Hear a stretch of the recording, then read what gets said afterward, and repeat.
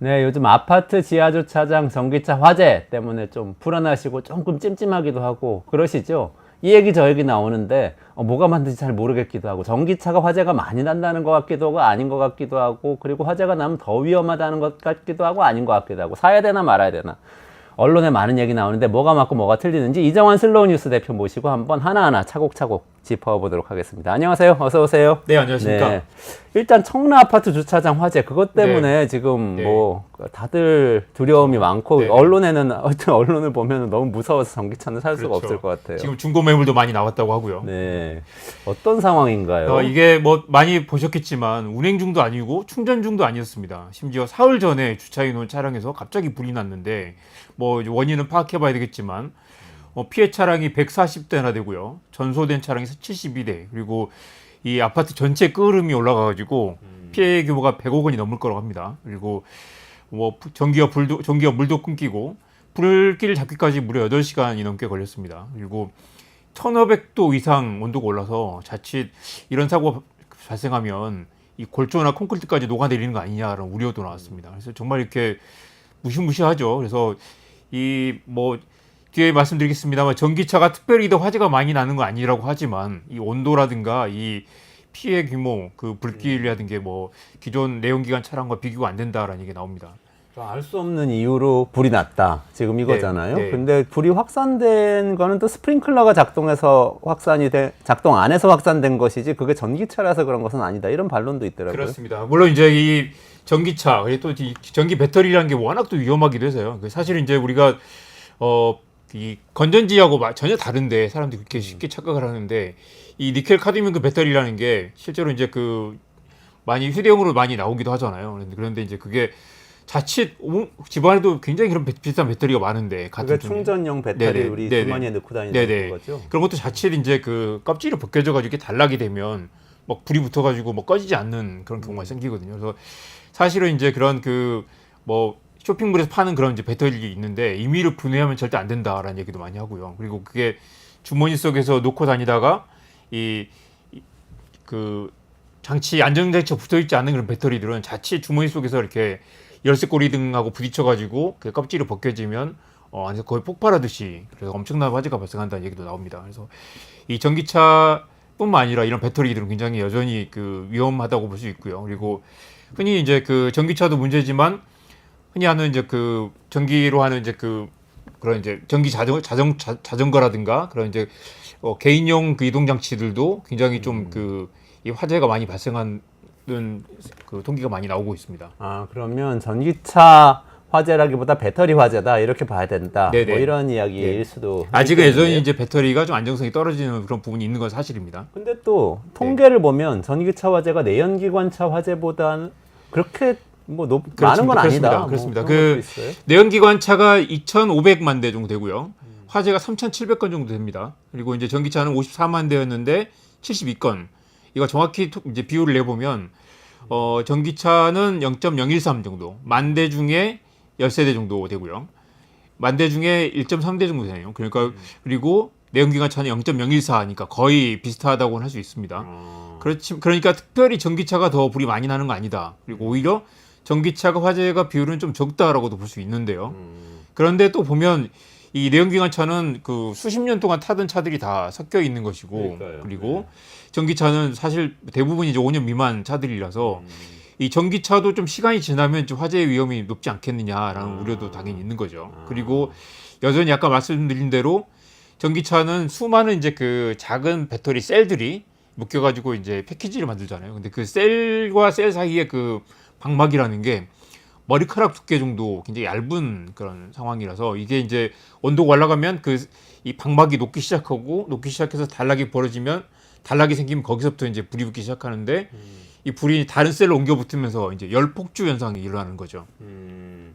그 열폭주 현상이라는 게 저번에 그 경기도의 아리셀이라는 배터리 공장에서 났던 맞습니다. 화재 원인이기도 맞습니다. 한 거 네네. 아니었어요? 그래서 배터리 종류는 다르죠. 전기차하고 네네. 거기하고. 다르지만 그 열폭주 현상은 이제 그 마찬가지죠. 하나의 그 수많은 셀 중에 하나에서 불이 붙으면 다음 셀로 옮겨가게 되고 나중에 이제 그게 전체 모든 재료가 다 불에 타서 녹아내릴 때까지 리액션 연쇄 반응이 일어나는 건데요. 체인 리액션이라고 하죠. 그렇기 때문에 이제 위험하다. 그렇기 때문에 이제 이게 계속 기술이 발전하고 있지만 여전히 그런 이제 관리, 그다음에 특히 이제 전기차 같은 경우는 충격이 좀 많아서 이 얼마 전에 사고를 보면 시속 13km로 가던 차가 이 도로에 그 연대에 부딪혀가지고 바닥을 부딪혔더니 거기서 이제 불이 붙는 그런 사고도 있었습니다. 그렇기 때문에 이제 그만큼 뭐 이 전기차가 특별히 화재가 많이 난다기보다는 여전히 우리가 이제 전기차 시대에 이런 위험이 있다는 것 정도는 알아야 될 것 같고요. 그런 얼마 전에 그 과학기술단체 총연합회 포럼에서 이런 이야기 있었습니다. 리튬 이온 전지의 에너지 밀도가 1kg당 290Wh 정도 되는데 수류탄이 385 정도 되고요. 그러니까 수류탄의 한 75% 정도 되는 그 이 에너지 밀도를 갖고 있다. 물론 수류탄은 이제 한번 폭발하면 이게 엄청난 파편을 튕기기 때문에 이제 그 살상 무기가 되는 건데 리튬 이온 전지도 그만큼 에너지 밀도가 굉장히 높다라는 거고요. 이게 이제 또 이 전기차 화재에서 문제가 되는 건 이 바닥에 있잖아요. 그러니까 한번 불이 붙으면 위에 있는 화재 감지기에서 그동안 감지가 안 되는 그런 경우가 있고 이게 또 불이 붙어가지고 이제 그 감지가 될 정도면 이미 서너 대 정도 불이 붙어가지고 이제 소방 차량이 진입하기 어려운 그런 상황을 갈 수도 있다는 거죠. 특히 지하 주차장은 이번에 특히 더 그런 면에서 진입이 어렵기 때문에 더 문제가 있었던 것 같습니다. 그 가솔린 차도 뭐 불이 나는 경우가 많이 있는데 아까 통계도 뭐 비슷하다고 네네, 하셨잖아요. 네네. 근데 보통은 사고가 나서 불이 나는 걸로 많이들 그렇습니다. 생각하고 있는데 전기차는 지금 이번엔 주차된 상태에서 불이 난 네네, 거죠. 그게 네. 좀 다른 점인가요? 그러니까 그 전체 전기차 화재 중에 48%가 이 주정차 중에 그리고 충전 중에 발생했고 나머지 이제 절반 정도는 이제 운행 중에 발생하거나 사고가 나서 발생하는 충돌에서 발생하는 경우인데 그러니까 이제 내연기관 차량은 이 주차장에서 발생한 사고가 26%밖에 되지 않습니다. 그만큼 이제 전기차는 주행하지 않을 때도 사고가 나는 비율이 그만큼 높기 때문에 특히 이번에 주차장 사고가 이제 그 여러 가지로 공포를 불러일으키고 있는 것이죠. 거꾸로 얘기하면 전기차는 충돌했을 때 화재가 덜 난다는 얘기도 될 수가 있겠네요. 그럴 수도 있습니다. 건수가 네. 똑같은데 네, 네, 이쪽이 네. 비율이 똑같으니까요. 네. 그럴 수도 있겠네요. 그거는 이제 서로 가솔린차하고 좀 다른 점이고 좋아요. 그런데 이제 문제는 불이 났을 때 열폭주가 있고 열폭주 됐을 때 주변으로 번지면 소방이 들어가서 진압을 하기가 굉장히 어려워진다. 지금 이 말씀을 주셨는데 네, 네, 네. 일단 그 배터리 문제부터 짚고 그다음에 그 그럴까요? 불을 네. 끄는 방법에 대해서 네. 좀 얘기해 보면 좋겠어요. 지금, 배터리가 네, 문제 배터리가 세계적으로 한동안 이제 수급이 잘 안 돼서 이제 다들 뭐 난리였고요. 그리고 이제 중국산 배터리가 또 굉장히 또 이제 많이 보급이 되고 있는데 중국의 또 자동차 시장이 엄청나게 전기차 시장이 성장하고 있잖아요. 그래서 이제 중국산 배터리조차도 수급이 쉽지가 않은 그런 상황이라서 특히 또 이제 이번에 문제가 된 벤츠 같은 경우는 좀 상대적으로 후발주자이기 때문에 이걸 이제 배터리를 구하다가 이제 중국의 상대적으로 좀 저가 배터리 그리고 안정성이 좀 떨어지는 원래 이제 CATL이라는 배터리를 쓴 것으로 추정이 되는데 알고 보니 CATL도 아니고 그보다 더 좀 이렇게 위험이 떨어지는 파라시스 배터리를 쓴 것으로 이제 드러났죠. 유럽에서는 이미 이제 배터리 제조사를 공개해야 된다. 어느 회사 배터리를 썼는지를 알아야 된다라는 건데 사실 이번에 사고가 나기 전까지만 해도 이 벤츠라는 고급차가 1억 원이 넘는 차가 이렇게 저가 배터리를 썼다는 사실을 모르고 있었기 때문에 그만큼 좀 소비자들의 그런 배신감과 분노가 좀 컸던 것 같기도 합니다. 이 사실은 이제 뭐 배터리 문제라고 보기는 또 어렵다는 이야기도 나오는 게 테슬라도 불이 많이 나고요. 그리고 특별히 어떤 배터리가 더 불이 많이 난다기보다는 모든 배터리가 그만큼 어느 정도 위험성이 있다고도 볼 수 있습니다. 다만 이제 소비자들이 좀 상대적으로 좀 알고 살 수 있어야 된다 최소한. 그리고 뭐 식당도 원산지를 공급하는데 이 1억 원이 넘는 그런 자동차에 굉장히 중요한 배터리 정보를 공개하지 않는 게 말이 되느냐. 그리고 상대적으로 지금 이제 벤츠도 여전히 그 전기차에서는 마이너스를 보고 있기 때문에 원가 절감 차원에서 이제 좀 싸구려 배터리를 썼다는 의혹이 있는 건데요. 배터리 정보를 일단 공개하는 건 굉장히 중요하다. 일단 유럽에서는 공개를 하고 있는데 한국에서는 이걸 공개 의무가 없었다라는 이야기가 나오고 있고요. 아마 이제 그런 것들은 빠르게 아마 제도적으로 보완이 될 것 같습니다. 대자화님, 써니님 감사합니다. 따릉이나 타고 다니셔야 되겠다는데 저희 따릉이 많이 타고 대중교통도 많이 타고 그것도 굉장히 중요한 대화인데 우리 뒤쪽에 다룰 거예요. 그렇습니다. 끝까지 들어주세요. 네. 네. 사실은 근데 우리가 경제 프로에서 이 전기차 문제에 관심을 갖는 거는 또 이 배터리가 2차 전지고 2차 전지가 우리나라에서 굉장한 또 맞습니다. 투자자들의 관심을 끌었고 또 우리나라 미래 경쟁력이 있는 산업으로 네, 키우고 싶어 했던 그런 네, 네. 분야이기도 하잖아요. 근데 또 중국산에 밀렸고 이런 네. 것들이 있어요. 사실 이제 뒤에 그 전기차 캐즘 이제 골짜기 성장하는 과정이 일시적인 정체 상태다라는 이야기 많이 나오잖아요. 그런데 여러 가지 통계들을 보면 생각했던 것보다 지금 올해 들어서 이제 주춤하고 있는 사실이지만 여전히 성장 추세에 있는 거고요. 성장 속도가 예전과 같지 않다. 전기차 자체는. 예, 기대보다 크지 않다라는 거고 그렇기 때문에 이제 약간의 이제 공급 과잉이 나타날 거 아니냐는 우려가 나오는 건데 여전히 중국 시장은 어마어마하게 성장하고 있는 게 맞고요. 그리고 미국도 지금 우리가 이제 그 뭐 최근에 공포에 빠졌던 건 테슬라 판매가 좀 주춤했던 것이지 중국산 자동차들의 전 세계 공략이 엄청난 속도로 있고요. 그다음에 이 기존의 이제 내연기관 차들의 또 이제 전기차 시장 진입도 굉장히 가팔라졌기 때문에 테슬라의 좀 이제 경쟁이 상대적으로 떨어지는 거 아니냐 우려가 나오는 것 뿐이지 이 캐즘이 금방 지나갈 거라는 그런 이야기도 많이 나오고 있고요. 한국은 또 이제 여전히 한국의 또 현대 기아차들의 또 미국 시장 공략도 엄청나게 성장하고 있는 상태라서 이 캐즘이 지나가면 이제 본격적인 그 성장이 나타날 거다라는 이야기 나오고 있어서 캐즘에 대한 그 논란은 좀 더 지켜봐야 될 것 같습니다. 그리고 여전히 한국 배터리 LG 엔솔 그다음에 SK온, 삼성 SDI의 점유율이 약간 줄긴 줄었습니다. 그렇지만 여전히 굉장히 중요한 그 성장 산업인 것도 맞고요. 지금 보시면 CATL이 한 37% 정도 되고요. BYD 둘 다 중국 회사가 절반 이상을 차지하고 있죠. 그리고 나머지 3위, 4위, 6위를 한국 업체들이 차지하고 있습니다. 우리나라 점유율이 꽤 되네요. 네, 세계 이게 이제 시장이죠? 네 맞습니다. 점유율이 살짝 줄긴 줄었어요. 줄었는데 작년 대비 올해 줄어서 저 정도인 거고요. 여전히 그 굉장히 중요한 그 성장 산업이라고 할 수 있습니다. 그러네요. 그런 점에서는 이 전기차가 위축되는 게 우리나라 경제에는 그렇게 좋을 거는 없을 것 같긴 한데 맞습니다. 우리나라 제조업체 입장에서 뒤에 보겠지만 이제 전기차 캐즘 이 공포라는 게 사실 최근에 이 청라 아파트 사고 때문에 좀 이제 과장된 그런 측면도 있죠. 물론 그리고 그 차주 입장에서 생각해 보면 100억 원이 넘는 손실을 사실 1차적으로는 그 차주가 또 책임을 져야 되거든요.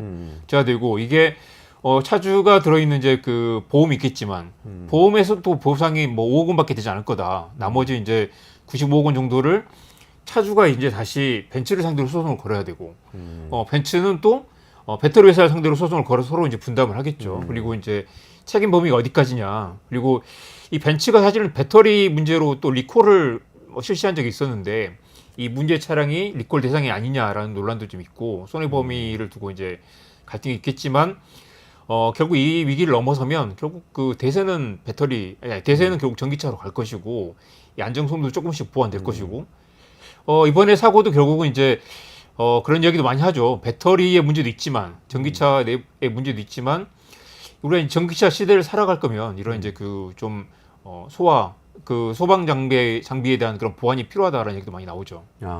그 소방에 대해서 좀 여쭤볼게요. 그러니까 네. 이게 좀 어쨌든 간에 안전해야 되잖아요. 뭐 네네. 중요한 산업인 건 네. 알겠는데 안전해야 중요한 산업을 또 계속 지지하고 네네. 투자할 수 있는 거죠. 근데 지금 문제는 소방에서 불을 끌 수 없는 거 아니냐 이런 불안을 이제 많은 분들이 갖고 계세요. 네. 그게 사실인가요? 네. 지난번에 그 끝내준 경제에서도 다뤘다고 들었는데요. 사람들이 이제 혼란스러울 때는 좀 정확한 정보를 줘야 될 것 같다는 생각이 듭니다. 일단은 이제 전기차는 불이 잘 안 꺼지는 거 맞죠? 한번 불이 붙으면 아까 열폭주 현상, 그다음에 체인 리액션 때문에 계속해서 이제 그 화재가 심각하게 번지는데 그래서 이제 통째로 물에 담그는 게 안전하다라고 하고요. 최근에 이제 소방 방재청에서 그 테스트를 해본 결과는 이 차를 들어다가 담그는 게 아니라 차 주변으로 이렇게 이제 그 막을 세우고 그 안에 이제 물을 부어가지고 이제 차를 깔아앉히는 그렇게 되면 사실 쉽게 뭐 이제 그 불을 끌 수 있다고 합니다. 사실 불이 절대 안 꺼지는 거 아니고 물에 담그는 방식이 확실하다. 그리고 이제 그 이 화재 진압 훈련도 계속 그 발전되고 있기 때문에 뭐 금방 해결될 수 있을 거다. 그런데 이제 이번 경우는 사실 전기차의 문제라기보다는 내연기관 차라도 지하 주차장에 불이 발생했을 때 그게 이제 한번 불이 발생하면 옆차로 붙기 시작하면 이 진입조차가 안 되는 그런 문제가 생기는 거죠. 그래서 사실은 이제 그 지하 주차장에 스프링클러만 제대로 있었어도 주변 차량으로 확산되는 걸 막을 수 있었을 거다. 그랬으면 이제 이게 열폭주가 있더라도 좀 이렇게 그게 제한된 범위에서 이렇게 그 진압을 할 수 있었겠죠. 이 두 가지 질문을 해볼 수 있을 것 같습니다. 최근 언론 보도로 보면 그러니까 위험하니까 전기차를 쓰지 말아야 되는 것인가?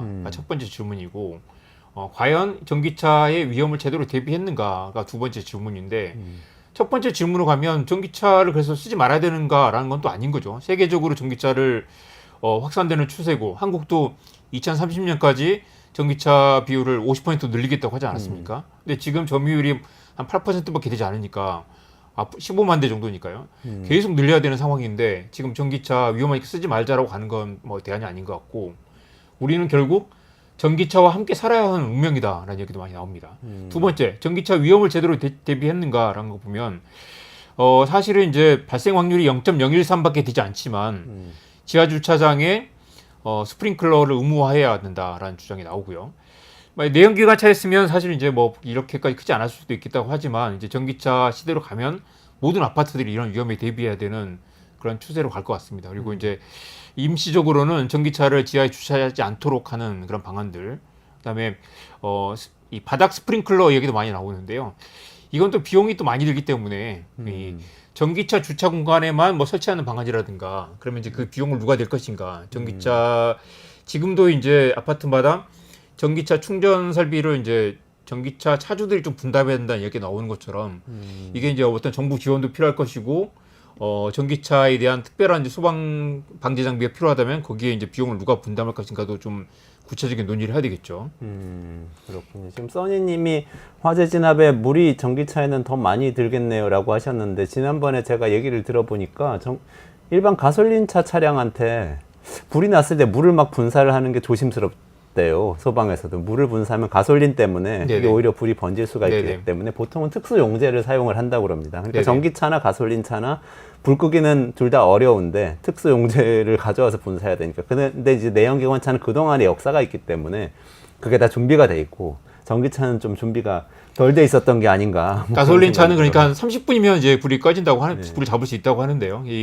이번에 청라 화재는 한 8시간 넘게 걸렸죠. 그리고 이제 물을 계속 끼얹는 것밖에 없다고도 하는데 이게 이제 아마 그 사고 초기라서 이런 그 사고를 많이 겪어보지 않아서 그렇지만 최근 이제 뭐 그 테스트들을 보면 이동식 수조 아까 말씀드린 거 그런 경우는 한 2시간이면 잡을 수 있다고 하고요. 다만 이제 물에 담근다고 해도 이게 완전히 이 열폭줄 잡기까지는 뭐한 10시간까지 걸릴 수도 있다고 그래서 계속 뜨겁다는 거죠. 뜨거우니까 그렇지만 이제 물 안에는 있는 거고. 그렇죠. 지켜봐야 되겠다. 일단 물에만 담그면 어느 정도 이제 진압이 됐다고 볼 수 있다는 거죠.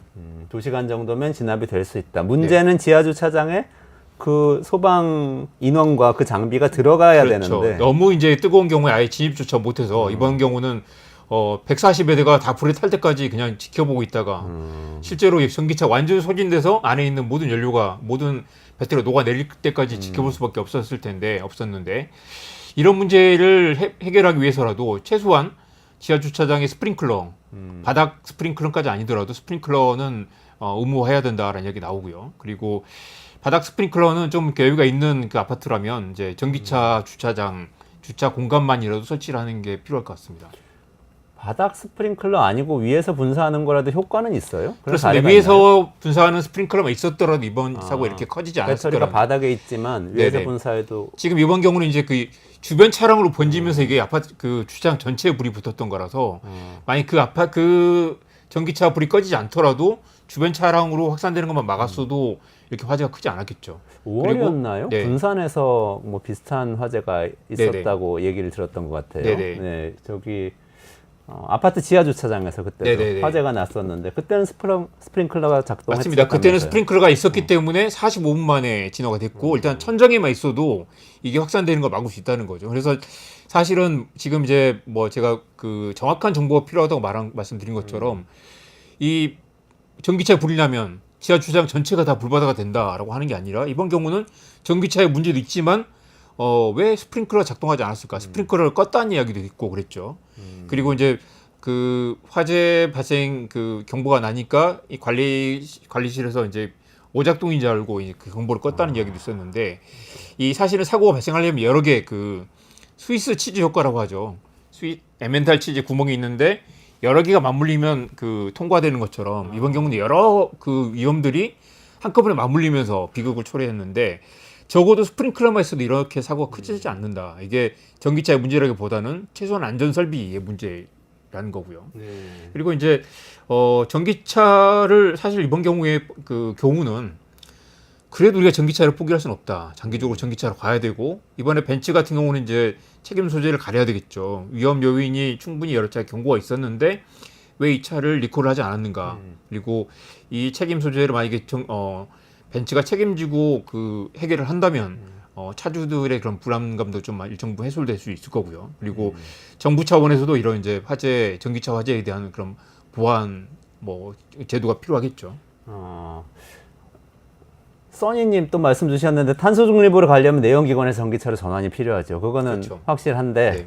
그래도 대비해서 안전하게 가야 되겠죠. 네. 스프링클러 하니까 최근에 또 불행한 사건인데 부천 맞습니다. 화재, 네. 모텔 네. 화재. 사실 이제 우리가 이게 좀 고민을 해야 될 텐데 일본이나 그 독일 같은 경우는 모든 지금 그 아파트에 5층 이상 숙박 시설에 무조건 스프링클러를 설치하도록 이렇게 그 돼 있는데 한국은 이게 지금 스프링클러가 의무화된 게 2017년이고 그 이전의 아파트들은 그 이전에 이제 고층 빌딩들은 설치하지 않아도 소급 적용이 안 됐습니다. 그러니까 최신 건물들, 최근 지은 지 한 7년 안쪽의 건물들은 모두가 스프링클러 설치되어 있다고 보면 되는데 그 이전의 건물들은 설치 안 돼 있을 가능성이 높다는 거죠.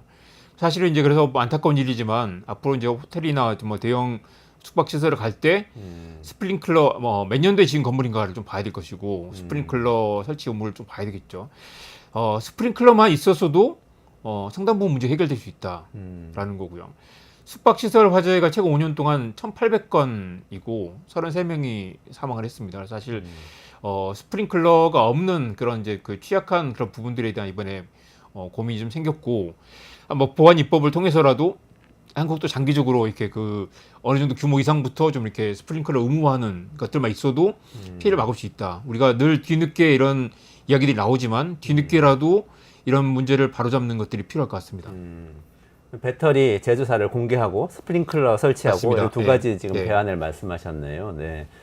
그렇습니다. 전기차 포비아가 지금 우리나라 크긴 큰 것 같아요. 네네. 많은 분들이 지금 언론의 탓도 있긴 있겠지만 또 네. 마음속에 조금 불안하던 게 네. 사고가 나니까 또 이렇게 네.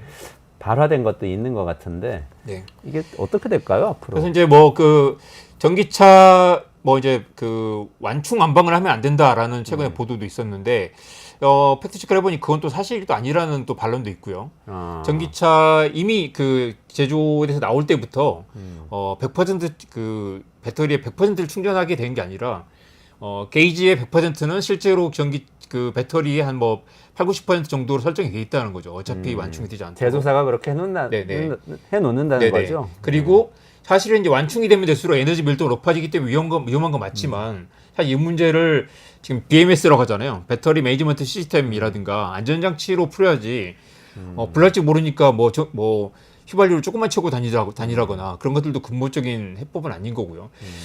정확하게 위험을 직시해야 되지만 지나치게 또 포비아로 갈 필요는 없다. 그리고 배터리 안정성은 상당 부분 좀 많이 개선되고 있는데 이번에 문제가 됐던 파라시스의 배터리는 또 파우치형이라서 특별히 더 취약했고 어떻게든 이 부분은 메르세데스 벤츠의 어떤 이제 책임 소재를 정확히 가려서 보상에서도 어느 정도 책임 있는 보상이 나오도록 해야 될 것 같습니다. 사실 이게 100% 벤츠 책임이죠. 그러니까 완성차 업체가 보통은 완제품에 대해서 네. 소비자한테는 책임을 지는 거고 네네. 사실은 다른 부품 많잖아요. 에어매트가 어디서 생산됐는지, 핸들이 어디서 생산됐는지, 네네. 브레이크가 어디서 네. 나왔는지 우리가 이걸 다 따져서 소비자한테 사라고 하는 건 사실은 맞습니다. 소비자한테 너무 많이 노력하라고 네. 하는 거잖아요. 근데 참 정말 다들 고민하시겠지만 이번에 좀 안타까운 건 일단 이 차주도 완전히 배상 책임에서 없다고 볼 수는 없다고 하더라고요. 1차적으로 이 사람이 불행하지만 자기 차에서 난 화재이기 때문에 1차적으로 이분이 그 100억 원을 다 배상해줘야 되는 그 책임이 있는 것이고 사실 이런 부분에서는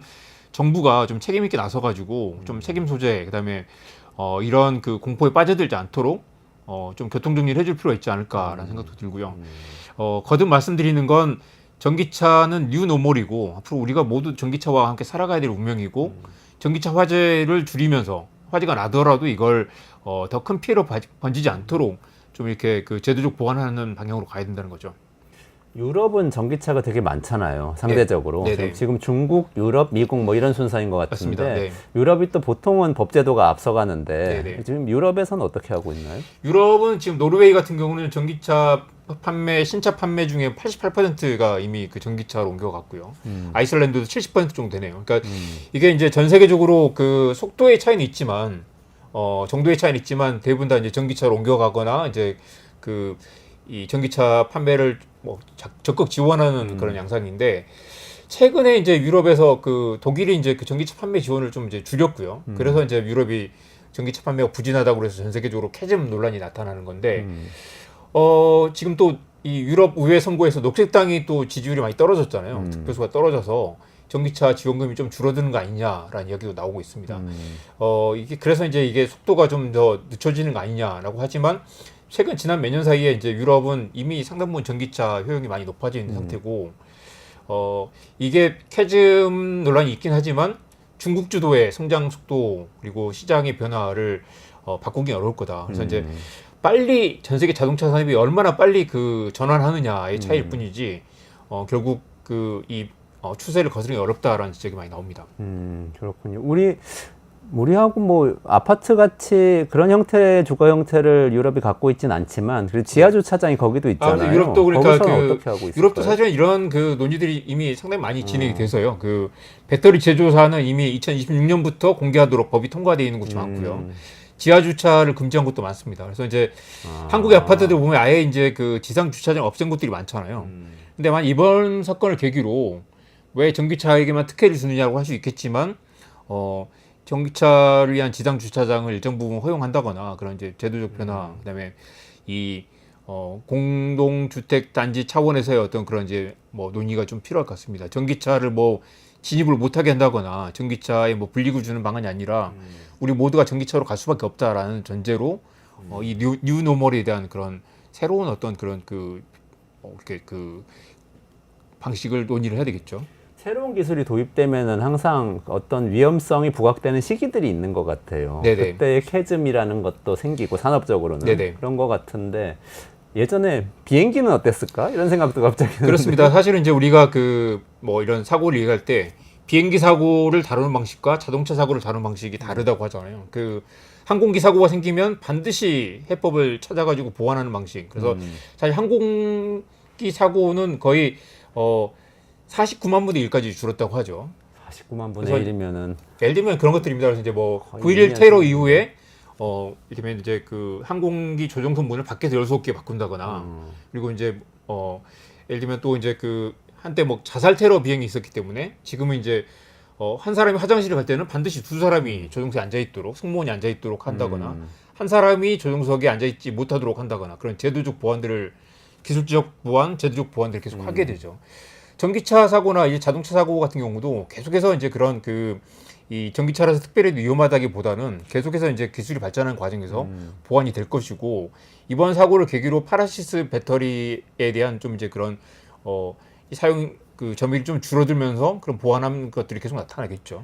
항공기도 옛날에는 사고율이 높았는데 아주 낮아진 거죠. 50년대에는 4만 분의 1에서 지금 이제 49만 분의 1까지. 4만 분의 1이면 0.01이니까 네. 한 0.025 정도, 네네네. 0.025% 정도 되던 것이 지금 0.001%, 네. 0.002% 뭐 이렇게 된 네네네. 거네. 10분의 1로 줄어든 거네요. 그러니까 사실은 이제 전기차 사실 아마 관망하신 분들이 많겠지만 꾸준히 줄어들 것이다. 그리고 사실 최근에 이제 그래서 이제 지난해와 올해 보면 이제 전기차 대신에 하이브리드 카에 대한 수요도 많이 좀 늘어나기도 했고요. 네네. 최근에 좀 나온 이야기는 희망적인 소식은 이제 완전 전기차보다는 이 주행 거리를 연장하는 방식의 어떤 이제 전기차 보조 전기 보조 내연기관 차들이 좀 많이 나오고 있기도 한데요. 그래서 이제 현대차에서 최근 개발하고 있는 자동차는 1리터만 넣으면 1000km를 갈 수 있는 이제 그러니까 내연기관 차지만 전기를 계속 충전해가면서 자체로 충전해가면서 가는 그런 이제 새로운 대안들도 나오고 있습니다. 왜 엔진이 있는 거예요, 거기는? 엔진이 있습니다. 엔진이 있는데 엔진을 계속 이제 그 전기차를 충전해가면서 전기로 엔진을 네네, 있는? 네네. 모터가 아니고 엔진이 다른 엔진이. 그러니까 아니요. 내연기관이 전기차를 충전하는 거죠. 전기를 충전해서. 그래서 그러니까 모터로 네네. 가는 거군요. 그런 신기술도 나오고 있어서 이제 이 전기차의 혁신은 계속될 것이다. 그리고 뭐 일부에서 하이브리드 카도 전기차 아니냐고 하지만 사실 배터리가 훨씬 더 적긴 하죠. 그래서 이제 지금 이 전기차 아닌 새로운 형태의 기술 혁신이 조만간 나타날 수 있다라는 얘기도 많이 나옵니다. 아까 뭐 유럽에서는 신차의 80% 이상이 전기차라고 하셨는데 우리나라는 얼마나 되죠? 이게 이제 통계가 좀 몸이 복잡해가지고 제가 좀 자세히 따져봤는데요. 한국은 그 작년하고 올해 이제 수입차, 전기차가 약간 주춤하는 모양새긴 한데 국산이 3.5% 줄고 외국산이 3.5% 늘었습니다. 그래서 지금 보시면 이게 이제 맨 위에 노르웨이고요. 그 다음에 아이슬란드, 한국은 맨 밑에 파란색 정도인데 작년 기준으로 이게 한 9%고요. 올해 기준으로 한 8% 정도 됩니다.